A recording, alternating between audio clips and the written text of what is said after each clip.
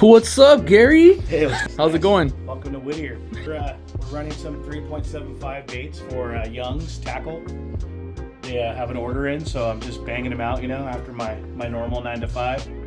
So I just got done doing this little anchovy color for them.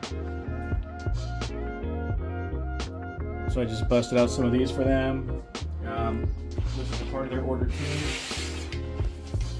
Just banging out a little bit of each for them. They got about, I think, 9 or 10 colors they wanted in this size. So now we're gonna do another pour for them. You can check it out. We're gonna pour a little orange belly, like a bronze middle, and a dark top. So three tone bait. A little 3-color bait. Right now I'm just measuring out all my liquids I need for this round. You know, I like to measure it all out per round, so I'm not messing around. I know how many this will get me.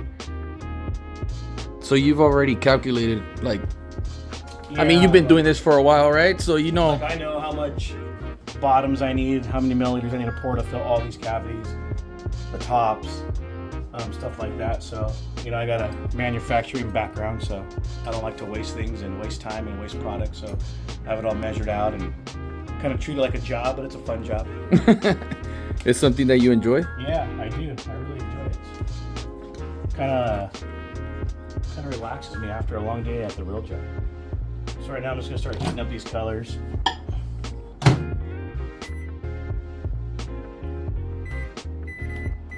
I kind of already know the times for how many milliliters I'm pouring, stuff like that. So how many baits would this little batch give you? Right now this will probably it'll run about 20 baits. So I'll do this 2 times. Well, the tops will run probably the whole thing. So like darker colors I can reheat multiple times. Lighter colors I don't like to. So when you mean like reheat, what do you mean? Like you're reheating the... Like I could, like once it sets up, after I poured it, you know, it sets up a little bit. Mm-hmm. So I have to re-zap it. So darker colors could take more heat without scorching or turning yellow. Clears never. I always just pour just enough clear for that round and that's it.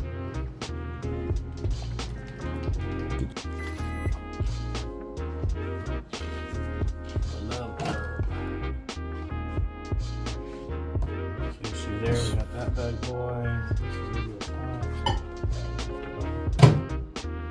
So how long does it take to get ready? I'd say about 20 minutes before I can start pouring out. I'll kind of mix these. I want that orange nice and opaque and not see-through, so I put about 20 drops.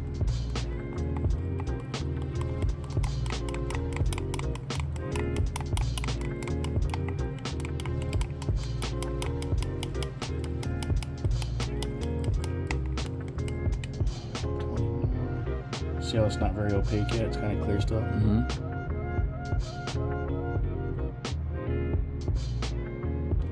Just depends what look you want. You know, so this would kind of be the equivalent of mixing ink in the printing industry.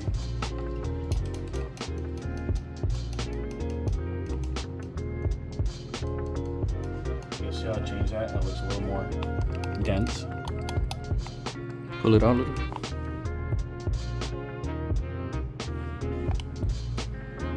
What I like to do too with orange, I like to clean it up a little bit. Add some white. It kind of gives it more opacity. I kind of want to brighten it up and clean it. You know what I mean? So it kind of looks like a dark orange. I want to try and make it a little cleaner and brighter, and then the white will give it more opacity too.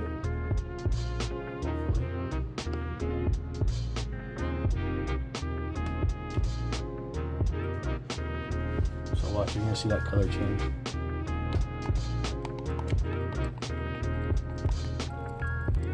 See it start to change. Mm-hmm. Put a good mix.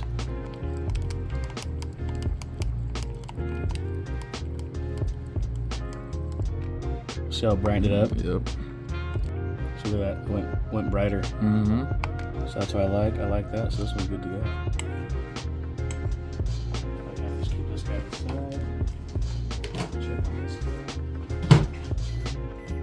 This is like a metallic, they call it alumina pearl.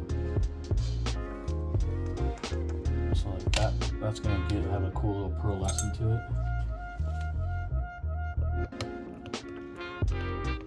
You see how clear the plastic already kind of comes out. You know, a lot of guys, some guys I see making baits, you know, they're still kind of learning, but they tend to scorch it. And I know a lot of guys ask me all the time about bubbles and all that stuff, and do I degas? And it's like, no, I just let it sit, you know, just let it degas naturally.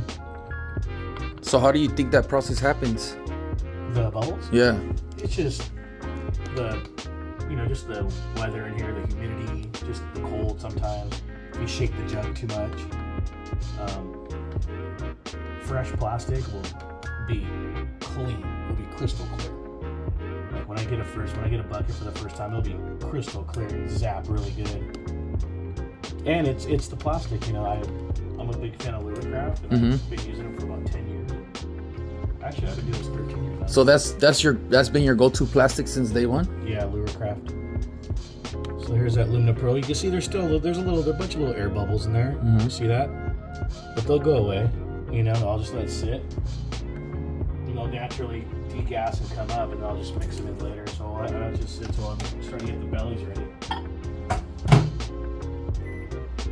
So that's going to be our top color, our orange little splash in the belly, and this will be our center color.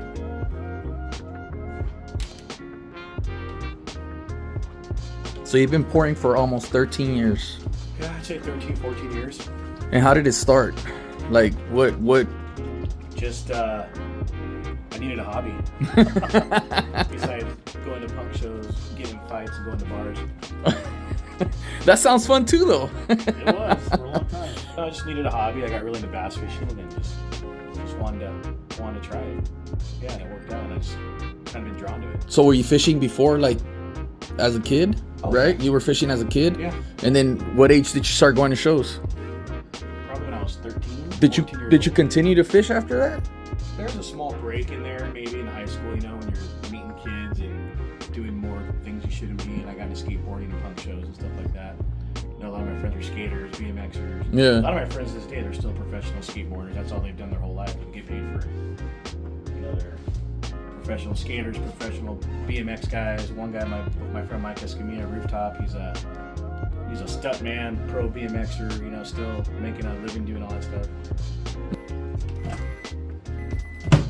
You know, those bubbles just floated to the top. So that kind of just naturally degassed itself. And then I'll just mix them in a minute. So you'll continue to mix them in until they disappear? Yeah, they'll totally disappear. A lot of people freak out or don't want to wait. It's a process, right? Like this bucket has been sitting here for about a month, so it's not too fresh, but you can see it's not too bad. You can see how clear it almost comes out already, you know. I kind of know what time to zap this many milliliters for without scorching it or getting too many air bubbles in it. So you think at a point when it, like if you scorch it more, the bubbles will be more. If you scorch it too fast, if you heat it too fast, when you scorch it, you could tell it'll turn yellow. It'll smell bad, like you just burnt it. Fuck it all up.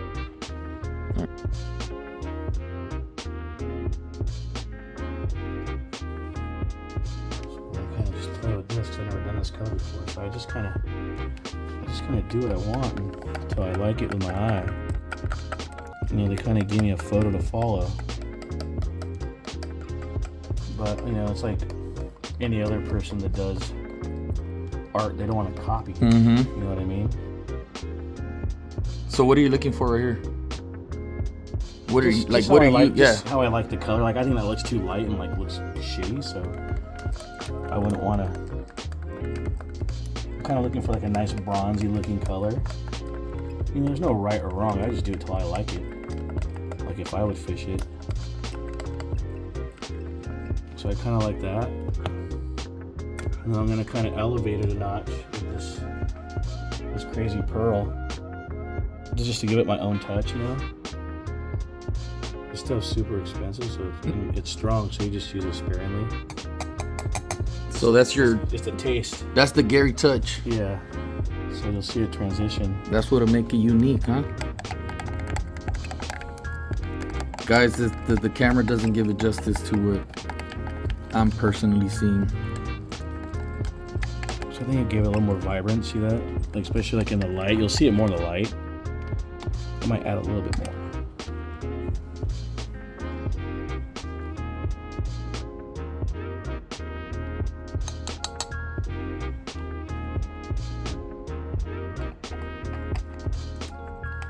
So just want to mix it real good.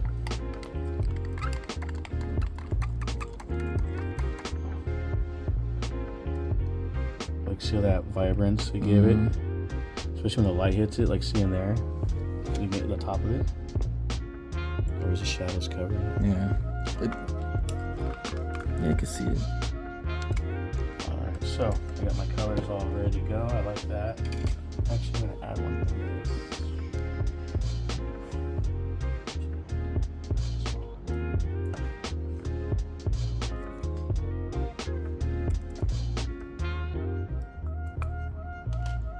So what are you imagining when you're pouring these like flakes? Like, I like, it just depends, you know, like I like subtle things, you know, so I want like I don't want this like, this particular one I don't want, some baits I like with a ton of glitter, some I like subtle. For me, less is more. I just want enough for like, just to get enough light refracting off of it in the water. And I like to contrast the flakes too, like big to small, big to small.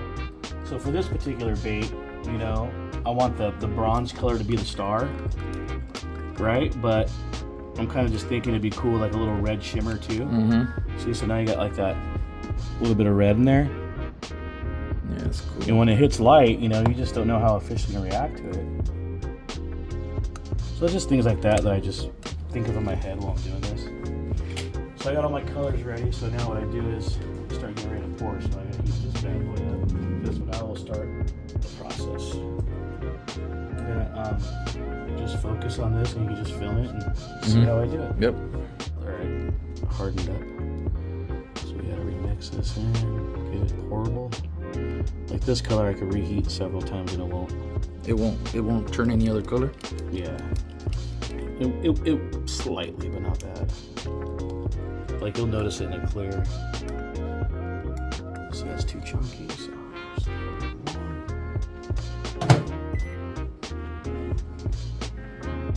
So since it's orange, it's gonna be just a real quick bam, bam, bam, bam, bam. I kind of get this one ready too, so that I can just grab it and then And pour. Yeah, because if they're too cold, it's all timing.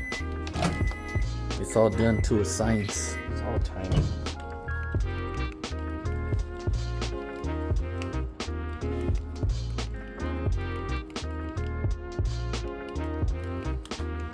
This one got a little lighter, so I might change a little bit. I might want a little darker sometimes.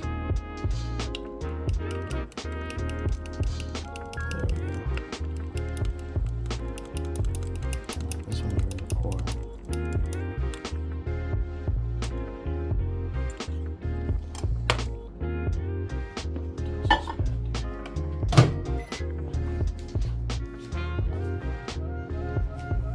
Alright, here we go.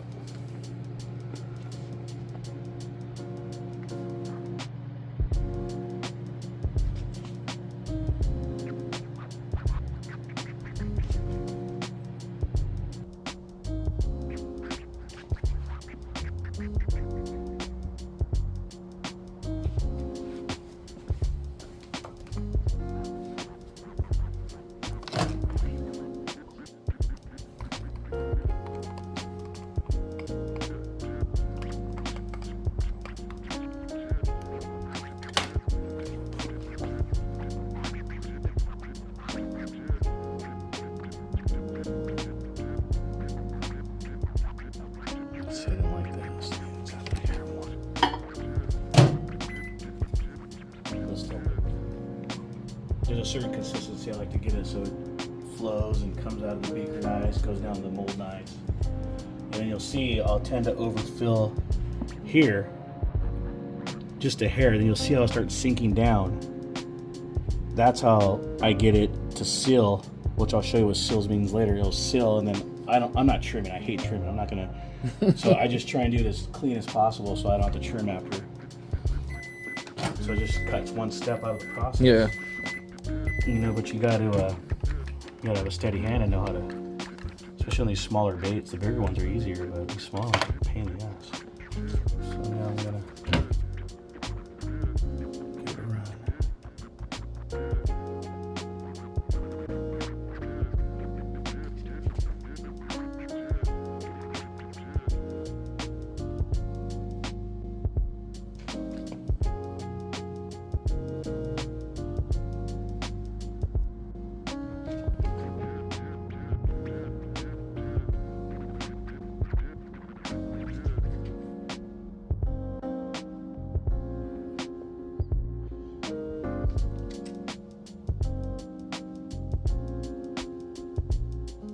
See, I that tail bubble up a little bit.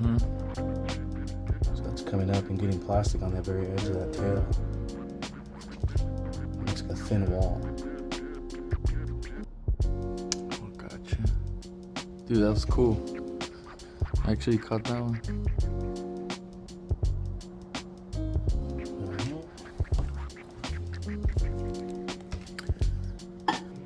So I'll do a run of 10. Let these dry for a second and then pull them out and just keep doing that run until I've made 60 or sometimes 100, depends. I'm just giving like a 60 order right now. And it's giving this, you know, this time's giving this time to cool a little bit, because if not it'll be too, it'll start mixing together. So this needs to cool down a tad. It's a process. It needs to be a cool color. See how as they're cooling, how it kind of, you know, that tail came up, but now it's sunken into its resting place, and it's made that little wall, you know, especially back here. So then that top color is going to pour, and it's going to be protected by that color. So you'll never have a D-lam back there. You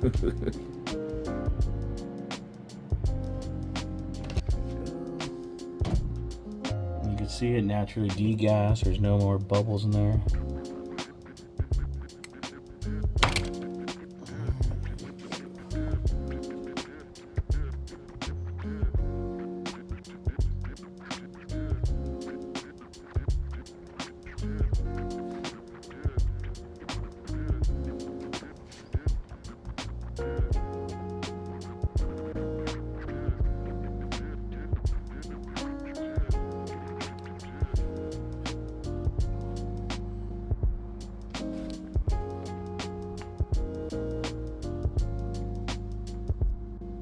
Like if anything, I'll get that much spillover. And that I could just, I always say they could trim them at home. There you go. There's a round. It's one round. One round. So then usually while that's kind of setting up, I start re-getting this stuff ready for another zap. So that's what you mean. Since you're doing multiple, yeah, I was right? Gonna sit around, not start zapping that slowly. But the darker colors, they won't. What about this one? Like, how many times can you do it? Probably the whole round, 6 times. Yeah, go a couple. I might have to add a little orange to it because it might burn out a tad.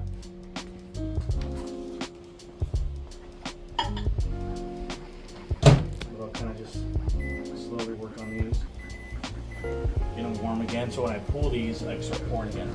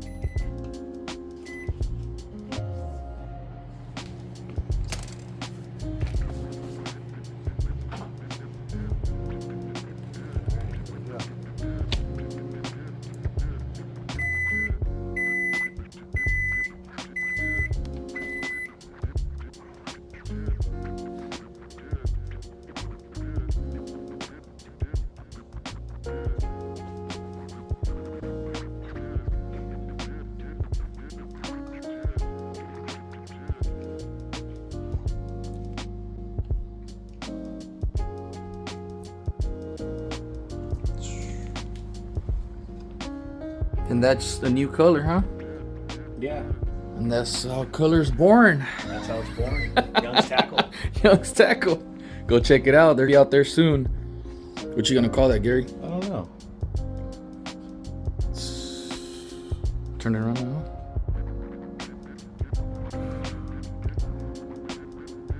Look at that. With the red. And they'll go to their final resting place here. Like usually I do that and I'll start pouring again. Yeah. And they're gonna cure on this thing.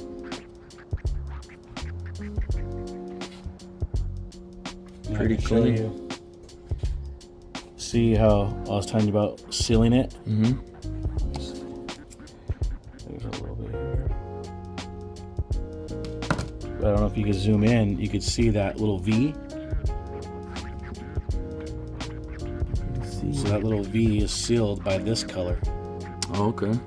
So it's sealed there, so you won't have your bait de-lamb back here. So there's a V. There's a V shape in the bait, right? Yeah, because it's just the way it sinks in into its final resting place in the bottom of the mold. So that's how you know your baits are sealed and They're not gonna split. they won't split the tail.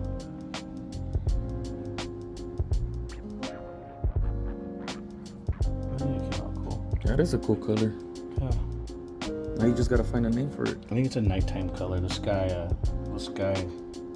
don't know his name. I think his name's Dave. He goes he fishes spotties a lot at night. Like hardly ever posts anything. Mm-hmm. But he kills it, so he was kind of asking for something like this. So the guys, he asked Youngs, and so they asked me if I'd do something like this, and I said, yeah. So he must know something That not a lot of people know, we huh? don't. I think this is his favorite night color. Like once in a while, I'll trim that off, but For the most usually- part, it's for the most part, I don't. Very trim minimal. nothing, dude. Yeah, like if you buy them, guys, you can trim them at home. Don't be afraid. Like I'll let that go. Sometimes you just gotta keep moving. It will never get done. yeah. That's it. That's it. That's how bait is made here at the lab, huh? That's it. Well, thanks for sharing your process, man. We're stoked to be out here with you. Where can we find you? Young's. Fisherman's Access, Save on Tackle. Check all those places out and support these small homegrown places. Yeah. Support homegrown bait makers. That's what it's all about, right? Supporting man, supporting yeah. small. It is. Small, but big. Because this was a very unique experience, man. And I want to appreciate you for letting us come in and visit you at your lab. Yeah. We'll catch you on the next one, man. All right. Later.